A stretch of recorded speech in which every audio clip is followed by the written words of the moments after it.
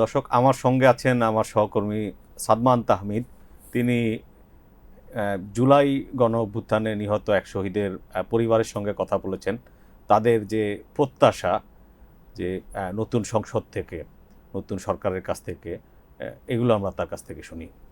তাদের মূল চাওয়া হচ্ছে যে এই জুলাই 2024 জুলাই গণ অভ্যুত্থানে যেসব প্রায় হাজার খানেক মানুষ তাদের জীবনদান করেছে বাংলাদেশের কথা বলার অধিকারের জন্য, বাংলাদেশের নতুন করে গড়তে চাওয়ার অধিকারের জন্য। তো তাদেরই এরকম একজন সৈকত মোহাম্মদপুরের, সে মাত্র সদ্য এইচএসসি দিয়ে পাশ করে বেরিয়েছিল, বাবার দোকানে ছিল, দোকান থেকে বের হয়ে যখন জানতে পারে তার ভাই, তার এক বন্ধু আর কি যখন মারা যায়, ইনজুর্ড হয়, এর পরবর্তীতে সে আসলে আর বাসায় থাকেনি, সে তার মাকে বলে বের হয়ে গিয়েছিল। এটাই জানতে পেরেছি আমরা তার বোনের সাথে কথা বলে।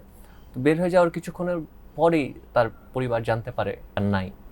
তো এরপরই আসলে এই পুরো ব্যাপারটা যদি বলতে চাই, ব্যাপারটা আসলে খুবই স্পর্শকাতর, খুবই আবেগ আপ্লুত করে দেওয়ার মতো।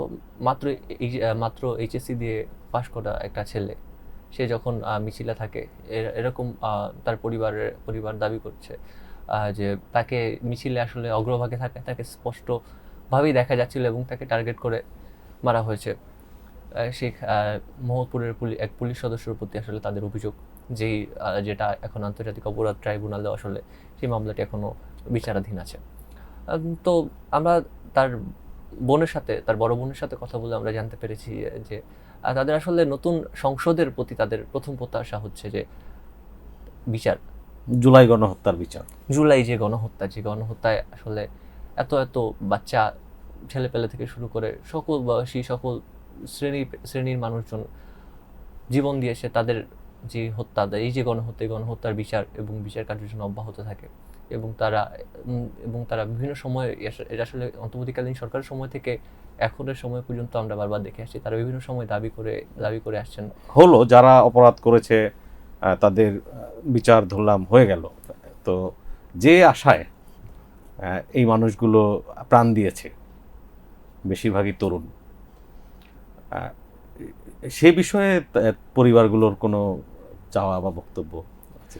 হ্যাঁ, তাদের স্পষ্ট বক্তব্য হচ্ছে যেন এই পার্লামেন্ট আর কি, যে জুলাই অভ্যুত্থানের পরবর্তীতে যে নির্বাচন এবং নির্বাচনের পর যে পার্লামেন্টে আসলে জুলাই অভ্যুত্থানের স্টেক হোল্ডার যারা বসবে, তাদের কাছে তাদের সবচেয়ে স্পষ্ট চাওয়া হচ্ছে যে নতুন করে যেন কোনো, তাদের ভাষায় নতুন করে যেন কোনো আবার ফ্যাসিবাদের জন্ম না নেয়, এবং নতুন করে যেন কোনো স্বৈরতান্ত্রিক ব্যবস্থা সৃষ্টি না হয়। একটা জবাবদিহিতামূলক, একটা গণতান্ত্রিক উত্তরণ, যেটা বাংলাদেশের মানুষ সবসময় স্বপ্ন দেখে আসছে, তা যেন নিশ্চিত হয়। এবং যেই মেম্বার অফ পার্লামেন্ট, তাদের কাছে তাদের এটাই চাওয়া, যেন তারা মানুষের প্রতি মানবিক হয়, মানুষের জন্য কাজ করে। তারা আসলে মানুষের প্রতিনিধিত্বই করছে। তো মানুষের জন্য যেন তারা সবভাবে, পলিসি মেকিং এর জায়গা হোক অথবা ইন্ডিভিজুয়ালি হোক, তারা যেন মানুষের জন্য কাজ করে যায়, এটা তাদের স্পষ্ট চাওয়া। এবং নতুন করে যেন আবার কোনো স্বৈরতান্ত্রিক ব্যবস্থা ফিরে না আসে, এটা তারা, এই দাবিটার কথা তারা বারবার জানিয়েছেন।